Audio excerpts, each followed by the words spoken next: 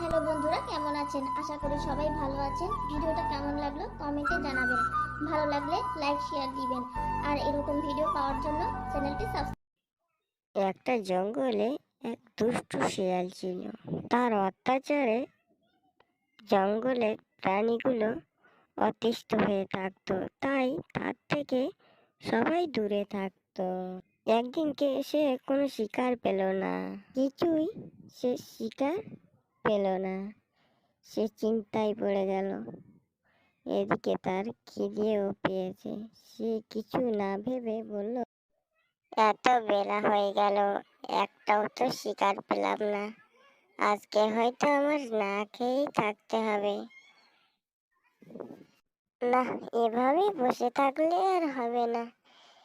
যাই, গভীর জঙ্গলের দিকে যাই, দেখি কোনো শিকার পাই কি না।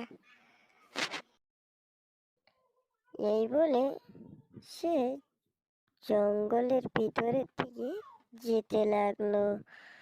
তারপর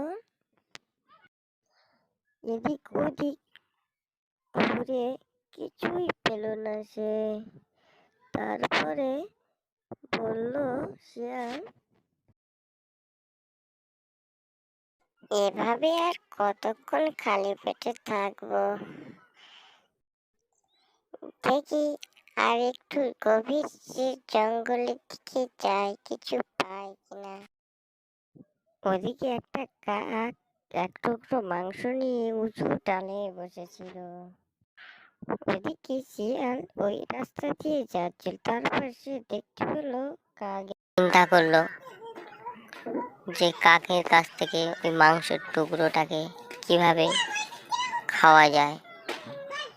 তারপর সে মনে মনে ফন্দি আনলো ওই মাংসের টুকরোটাকে খাওয়ার জন্য। তারপরে কি সুন্দর অঙ্গের গঠন, তোমার তো পাখিদের রাজা হওয়ার কথা। তোমার কণ্ঠটা চেয়ারের মতো সুন্দর হতো, মধুর হতো, কতই না ভালো হতো। কিন্তু কি কপাল, তুমি তো অন্য পাখির মতো গান গাইতে পারো না। শিয়ালের এই কথা শুনে কাক আর চুপ থাকতে পারলো না।